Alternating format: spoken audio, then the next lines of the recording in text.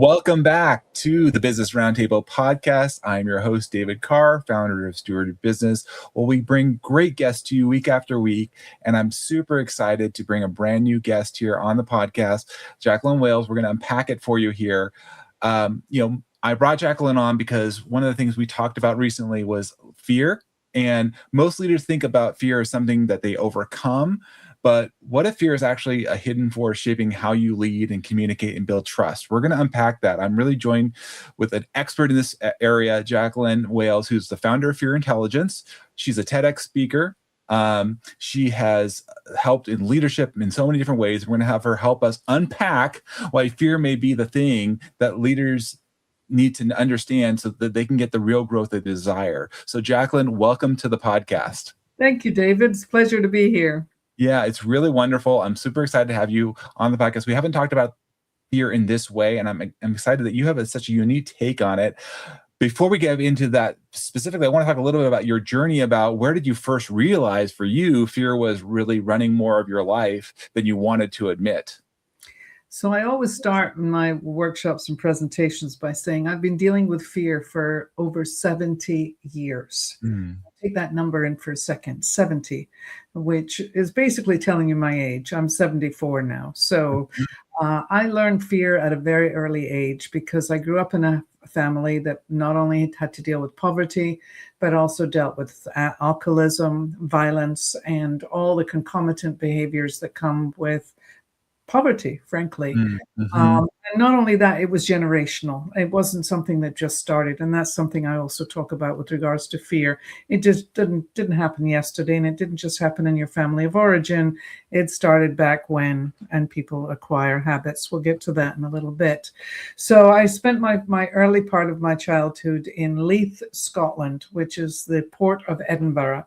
And for any of your listeners, viewers, everybody tells me Edinburgh is a wonderful place. And I'm like, yeah. And I couldn't wait to be gone from it. Different strokes for different folks, as they say. Yes. But back then, it was a different city altogether than it is today. So growing up in that environment, my confidence and self-esteem was extremely low.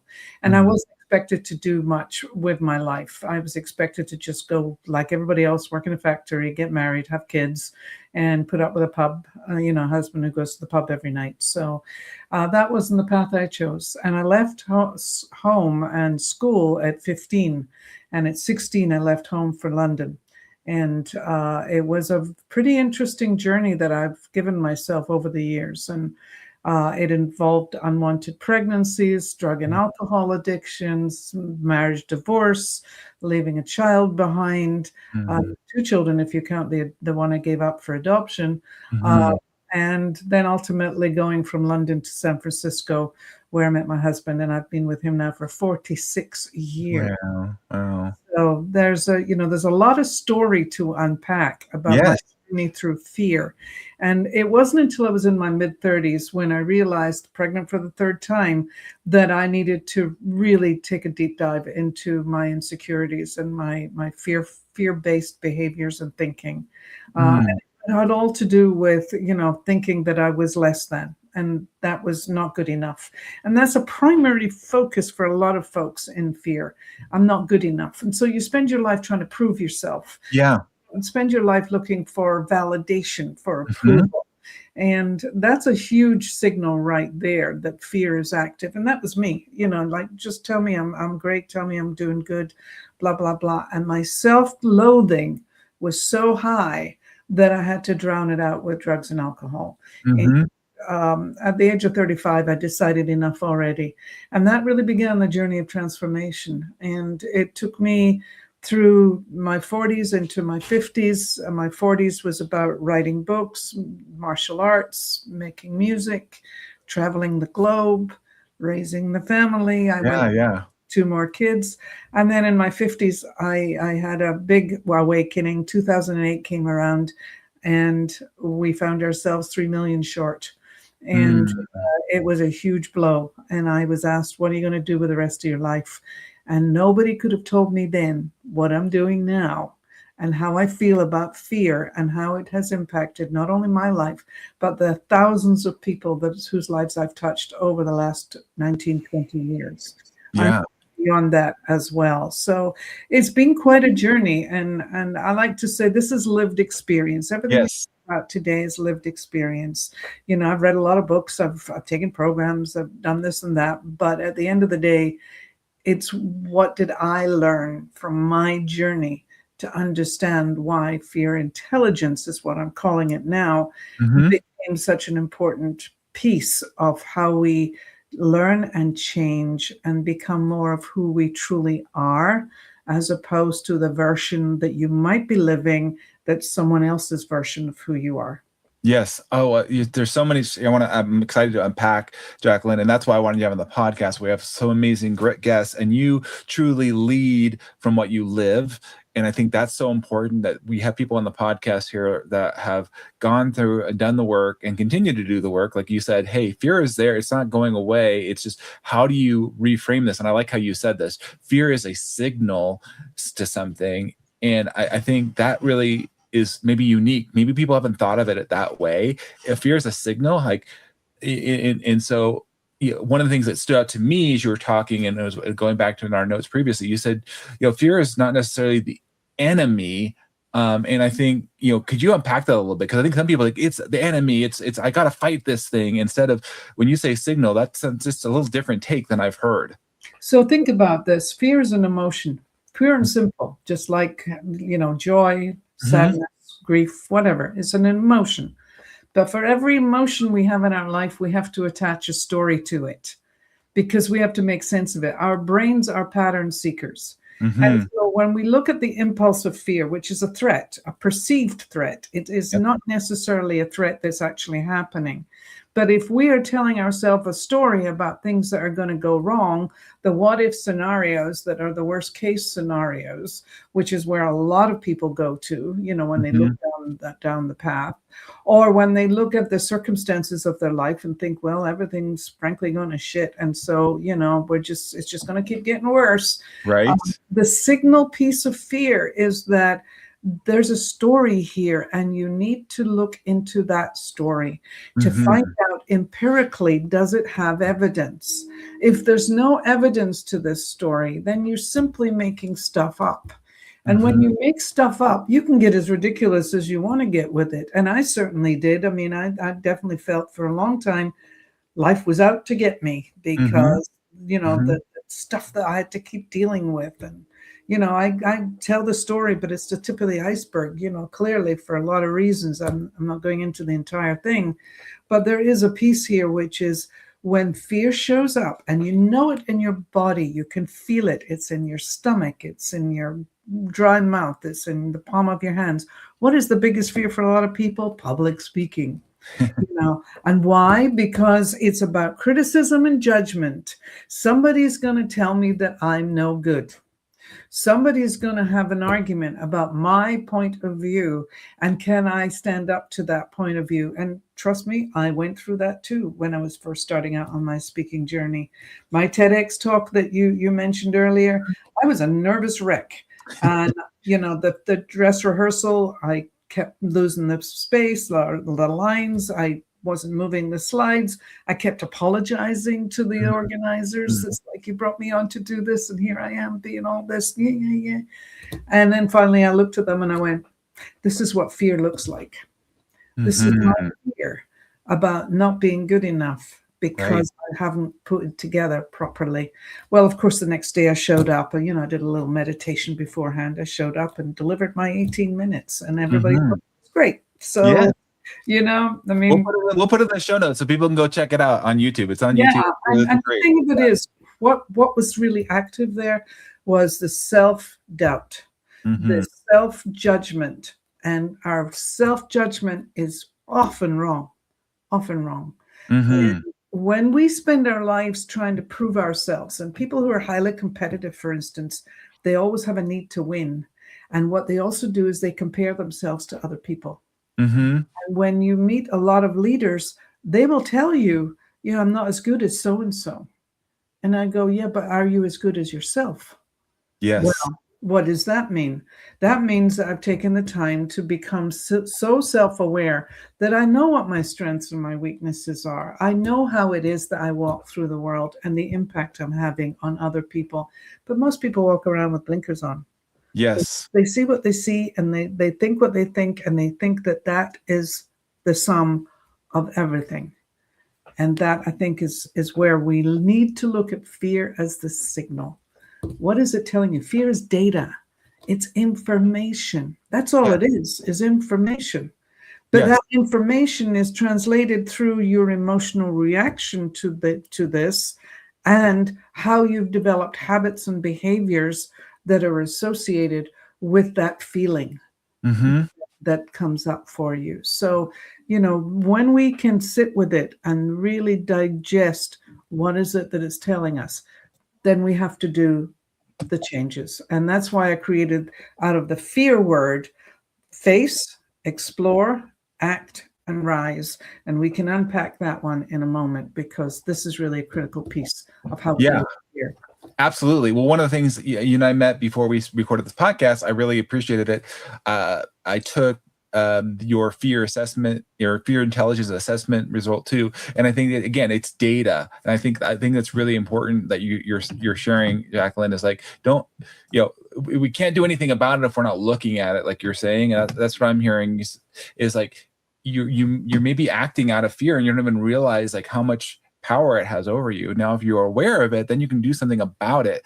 And I think, offering that was, thank you for sharing that for me, because I think it was really powerful to look at and say, okay, how healthy am I from a perspective? And I think if those of you that are listening in here, lean in a little bit more. Jacqueline's going to share some more here with you, because you will be so much more powerful and empowered, if you will, to help not only yourself, and this is kind of what I would get into, is I work with teams, leaderships, organizations, Jacqueline, because it's not just me personally, but it's like, when this fear roots itself, like you're talking about, it's affects the organization, it affects the group that I'm in. And so I think, if we're making decisions from that place, to me, that's just, it perpetuates and probably cascades into other people's fears and feeds into that too. Well, you made a very important point. And one of the clients I'm working with right now, he said right at the very beginning, he said, I'm realizing that my fear is impacting my team members because it's tied into his insecurities, micromanagement,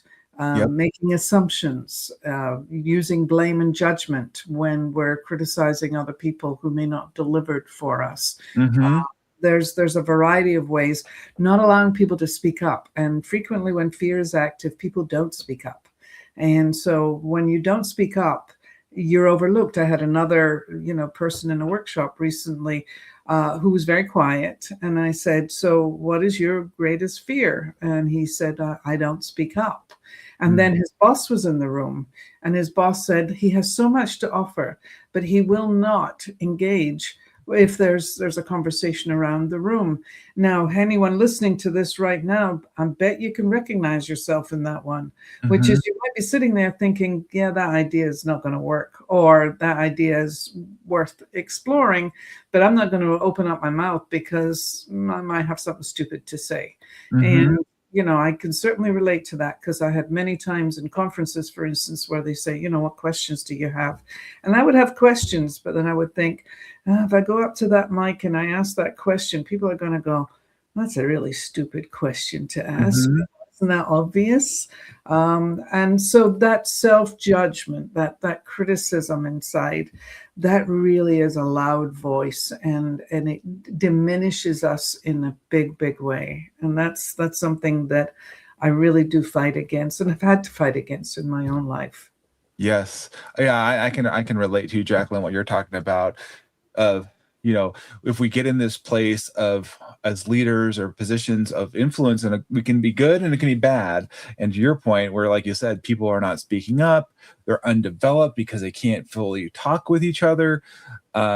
You feel like you have to control everything. You can't step away. Create bottlenecks. It's an unhealthy situation, and I was just talking with another person yesterday, Jacqueline, and one of their core values, I thought this was fascinating. A company that said, we want dissent. They actually put it in like almost a core value. Like, we want you to be able to talk through these things. And because that, if you go into dissenting, means you're not coming from a place of fear, you're coming from a place of empowerment that you can come and talk with that. So I think by doing this work, and I'm excited for you to break this acronym down that you use, but by doing this work, to me, it's like, wow, we're all going to be healthier in the long run, and we can lean into this a little bit more. And it's okay, like you said, look at the signal, but it's just a signal. And now what can you do with it? So I'd love you to kind of break down. You have your acronym, your FEAR acronym, but not a little bit more about that, about how we can go forward and not get so stuck here. Well, you're talking about psychological safety in the workplace. Mm-hmm. Yes. You know? And if people don't feel safe to open up, and if people are seeking too much permission to add their 10 cents worth to whatever it is going on, or the leader themselves is such a controller, and you see that a lot, where, you know, they don't empower the people around them to speak up, that becomes problematic right there. The great leaders are empathetic. The great leaders are the ones who say, tell me what you think. The great leaders are the ones who say, I don't know. And the vulnerability involved in that is also part of the psychological safety piece. Is like, I'm giving you permission to be you in the room. How many people wear a mask to come to work? You know, they leave the house and then they show up at work as this person that they're supposed to be when they're hired for a job. And then they go home at the end of the day and they do nothing but bitch and moan about all the things that were wrong in the workplace. And and there's no safety there. But to the point you're asking about, here's the acronym. The F in FEAR stands for face it. And that's the piece about look at the information. Look at the stories that are running your life. So if you're afraid to speak up, what's the judgment that you're having about yourself in that particular piece? If you're afraid to make a presentation because you'll be judged on how good or bad that presentation is, you've got to be able to look at that and go, okay, so do I have evidence that I'm really not capable, that I'm really not worthy? In fact, if you put the word not in front of any self-descriptive adjective, you are dealing with fear. Very simple. So look at the narrative, the face it piece, which is, where's the word not in there? And that's a very simple way to analyze. Yes, absolutely. Right there. The next piece of it is explore. So if you've identified that there's the not conversation that I'm having, how do you want to change that? So the exploring part is get curious. Where did that begin? Where do I feel that that's an important part of my identity? In fact, you know, if we're really looking at what's our identity, most people don't do that deep self-reflection in order to find that out, which is why Fear Intelligence is an important book, because it gives you lots of ways in which to do that. But the point that I'm making here on the explore thing is stay curious and stay open. Now, once you've defined a different narrative for yourself, i.e., I do not wish to perpetuate this thinking and behavior any longer, I want to change habits, that becomes the act piece of the fear word. So the act piece is, I've recognized it, I know what needs to change. And the rise piece is about being curious or courageous enough to meet the challenge and push yourself beyond your comfort zone. Because here's the thing, nothing grows in the comfort zone. And the idea of being in safety or having control of your life is an illusion. And trust me, I'm a recovering control freak. So, you know, my kids still tell me you're still a control freak. But that's part of my need for safety. And because there is that piece in there, we have to acknowledge it's an illusion. It can all change in a heartbeat. Absolutely. You know? And yet we live our lives with this need for certainty. Yes, we do. You know, how about we live our lives according to uncertainty? The Stoics made a whole philosophy out of it, you know, and it's like, where's the opportunity here? And that's where you get back to, you know, if you're exploring, for instance, where's the opportunity here for me to be different, to do different, to give myself differently to the world in which I'm living in? And not only does it affect your work, by the way, it's all about your family and all the relationships you're having. Why do we have divorce? We have divorce because people aren't communicating properly. Yep. Or they're afraid to communicate properly. I'm having that conversation with a client right now. Can you speak honestly to what you're really feeling and what you're dealing with? There's a fear right there. No. What will happen? Well, my life will fall apart. So it falls apart. So will you rebuild it? Yes. One of the biggest fears I hear is fear of failure. You hear this a lot. What's your biggest fear? Fear of failure. Okay, how many times have you failed in your life? A lot. A lot. How many times have you succeeded in your life? A lot. And if you look at the failures, what were the lessons learned during the failures? And did you pivot to something else along the way? I mean, as I said, 2008, I lost a huge chunk of change that was meant to be the rest of our lives. And when we looked at that, it was like, well, what are you going to do now? So I could have, gone into a hole and decided might as well just give it all up and go away. And some people do. They commit suicide. Yeah. And I just looked at it and I went, okay, so what do you need to do next? And Yes. that's the only word you need to use when there's failure, because after all, it's very simple. It's an expectation, a choice, or a decision that did not go the way you had planned. End of story. There is nothing more to say about failure. And of course, the biggest failure, as we know, is the failure to try. You've packed so much things here. I want to go back a little bit to what the FEAR acronym. So the FACE one is, what do you see? Because I think this is so important. You got to slow down and just face it, and speak a little bit to that, Jacqueline, because I hear you saying this is a lifestyle now. You're going through this regularly. You're facing it, you're exploring it, you're taking action, and you're rising from it. So that, to me, I'm just hearing this as a way of living and being. But for the people that haven't, like when you're learning to ride a bike, it takes a while. It's all awkward, right? And getting them to talk, maybe I'm going to just walk through a little bit here, just to that facing, like, so that because in that moment, it's like when you get all freaked out, it's hard to heart's pounding, you've got this, but let that fear kind of go. Like it's like a wave. That way I look at it, as a wave crashing over you. It's going to pass. Just hold still for a minute. Can you speak a little bit to that? Pause between a reaction and a response. And I need to say that really clearly. There's a pause between reaction and response. And frequently we're in reaction and in default mode, because let's face it, our brains are pattern seekers. So if your pattern is always going to be in reactive mode, then you have to start noticing, oh, there you go again. Yes. And take the moment to go, okay, so you want to do this differently. So I have to take a moment. I have to take a pause.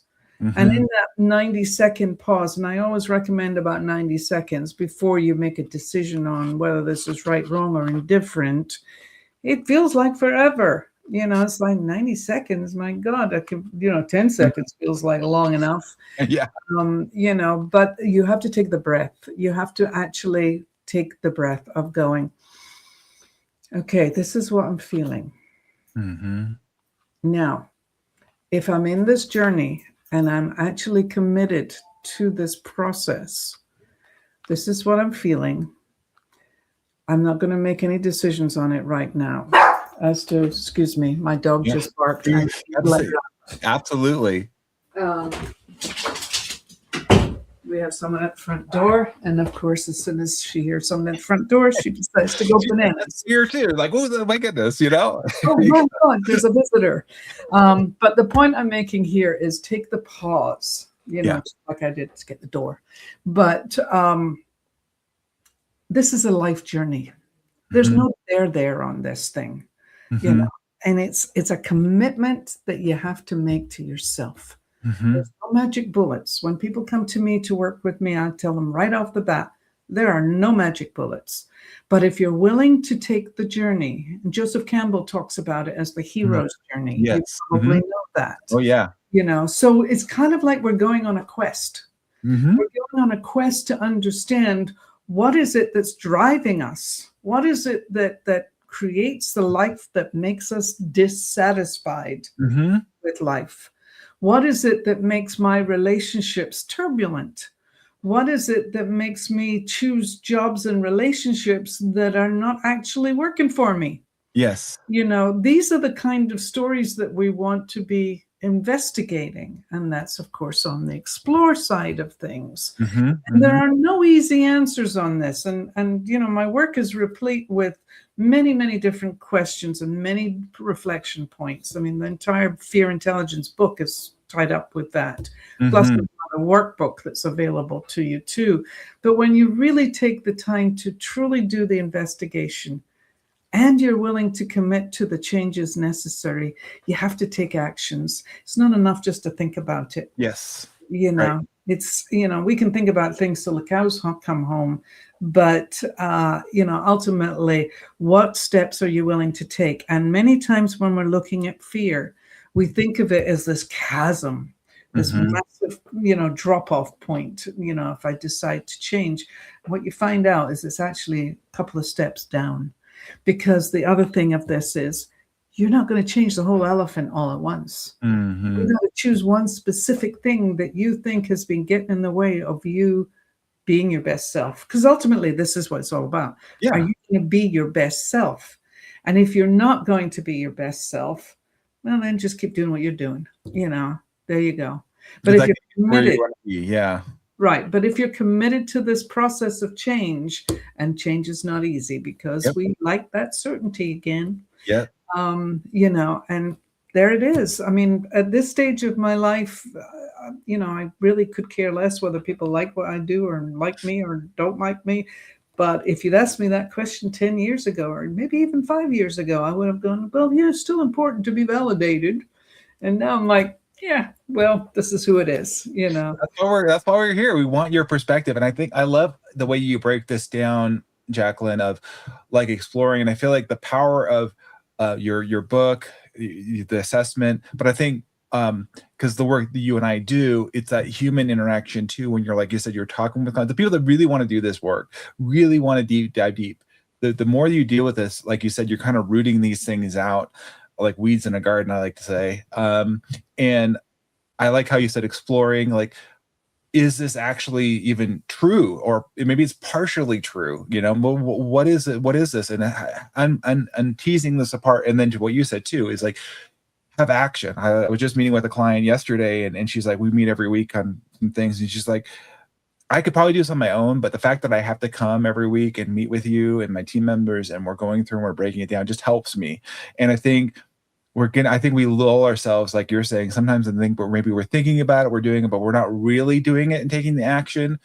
And so having somebody like yourself that comes alongside and says, here, we're actually going to make the move. And I like to say, even more than change, I would say part of it is transform, of like, we were this and we're becoming something different. So we're not, I'm sure for those of you who are watching, I'm holding a pen, I'm changing the direction of the pen. The pen is still the pen. But if I took this and turned it into something else, like a caterpillar to a butterfly, and to your point, what you said, Jacqueline, there is challenge in that. There's a transformation process. But when you do that work, I'm seeing the benefit of being on the other side of that. Like you said, that stepping over that, what you thought was a chasm necessarily or whatnot, still something you have to go through, but so you're so much better on the other side of it. Well, how many times have you had an experience where you worried about what was going to be the outcome, or you worried about what somebody else was going to say, or you worried about, whatever it might have been. And then you get to the other side of it and you go, shit, why the hell was I worried?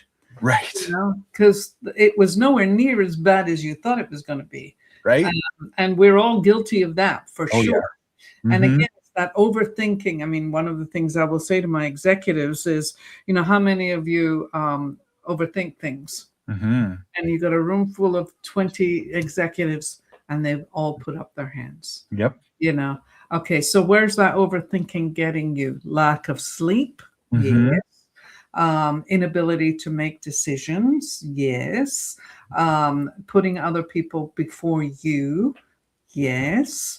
The fear of being judged as inadequate, incapable, whatever the case may be. Yes, all of that is there. The fear of loss, the fear of rejection. I have 4 professional fears: the fear of inadequacy, the fear of rejection, the fear of uncertainty, and the fear of loss. All 4 of those are operating in your professional life, whether you Yeah. like it or not. Yes.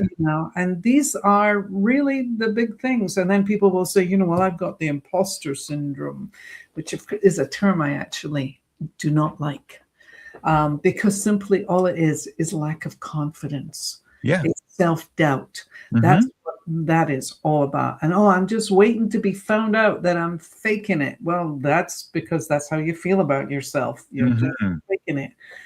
You're not taking credibility for yourself. You're not taking authority and ownership of yourself. Yeah. That's a big deal. And then I will ask my audiences, how many of you think you're really self-aware?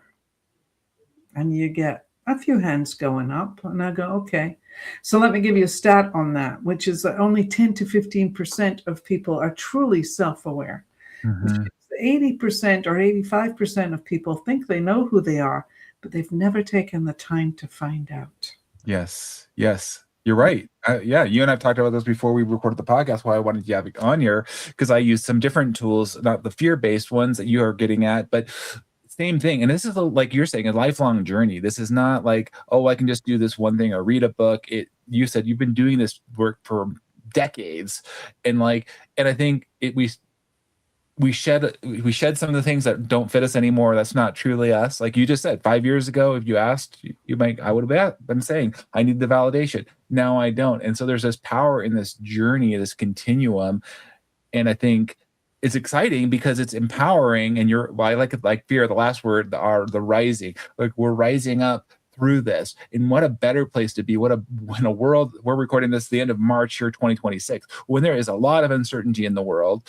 And who knows, maybe, this is the most uncertainty. I don't know. But in the case of what can we do about that? We can live in the fear. We can worry, let that consume us. Or we could say, you know what do I have? I'm aware of what I can do in this situation. So empowering, Jacqueline. Yeah, well, that's the whole idea at the end of the day. I mean, fear intelligence is a term that I've coined that doesn't exist anywhere else. And so I look at this as terms of, if we're going to be smart about the fears that are running our lives, and if we're going to be smart about needing to change, and if we're going to be smart about making that commitment to that change, understanding that it's a journey, there's no there. You'll get to a certain there, and then there's another there beyond that. So it is a lifelong piece, and I like to say you're not done until there's a pine box and it's going out the door and you're in it, and in which case, it's over, we're done. But if you commit yourself to the process of change throughout your lifetime, the benefits are extraordinary. I mean, I see it in one generation. I have changed what family means. I have 4 kids and 3 grandkids at this point in time.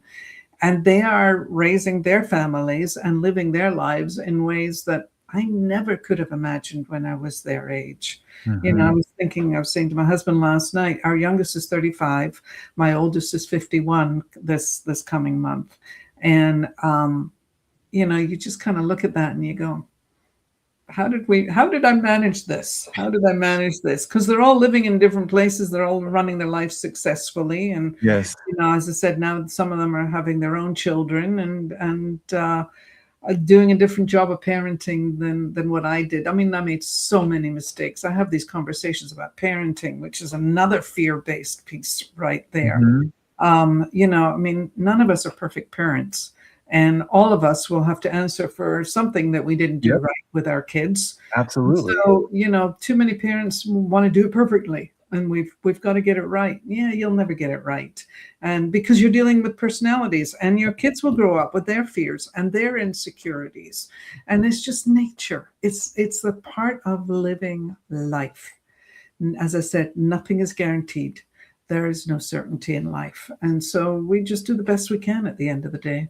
Yeah, well, what I hear you saying, Jacqueline, again, you're leading from what you live. You are showing that you're taking the knowledge of all this wisdom that you've gained, and you're blessing those. You're passing on and creating a legacy of I say sometimes we can be a blessing or we can be a curse to others, if you will. And so I think you're being a blessing of like, okay, let's do this to the next generation, because we can break, like you said, you could break the chain of how things have been. You talked about very early on that you saw the cycle where you grew up, and you're like, no, I'm gonna break that cycle. There's no reason for that to continue on. But it took effort, energy, focus. You've done this work for a long time, and I'm so grateful you're here helping others that are listening in to this podcast. I know we're getting to the end of the podcast, so I wanted to give you an opportunity. By the way, everybody that's listening, please, you guys are going to connect with Jacqueline. We're on LinkedIn, and I'm going to put all in the show notes how you can find out her book, her TEDx, all that good stuff, because you will want to definitely spend some more time with this and improve your fear intelligence. But Jacqueline, as we're wrapping up the podcast, somebody who's been listening to this and going through this, there's a lot of great information. What would you encourage them to consider or do or take action after they listen to this podcast today? So the first thing, I'm always about questions. People say I'm looking for answers, and I go, no, you're looking for better questions. Yeah. So the question I want to ask your viewers, listeners, is this: what decision are you avoiding right now? And let that sit for a moment. What decision are you avoiding right now? And then look at what the circumstances of that are, and then ask yourself a very simple question: what is my lack of decision costing me? And it can be your own individual life. It could be your organization. It can be anything in your life. But that is a critical question, because if we're avoiding something and not making a decision on something, there's some fear lurking in the background, and it can cover a myriad of different opportunities to consider. But that's the big question. What decision are you avoiding right now, and what is it costing you? Wow, so powerful. I hope you guys will listen and lean into that. Jacqueline, thank you for sharing your wisdom with us. I think it's, this has just been a wonderful conversation, and I hope people are encouraged to take action and recognize now that this fear doesn't have to overtake their life. It is a signal, and that they can be empowered. And again, we'll put all the resources in our show notes so you guys can make sure you connect with Jacqueline, check out the book, check out the TEDx talk. Jacqueline, thank you so much for being here with us. Thank you, David. It's truly a pleasure. Wonderful having you. Of course, we love you guys when you like and subscribe. Share this with others in your world. Leave a comment. We'll make sure Jacqueline gets that. And come back in our next episode of the Business Roundtable Podcast. We so appreciate you being here. Thanks, everybody, for listening and tuning in. Take care.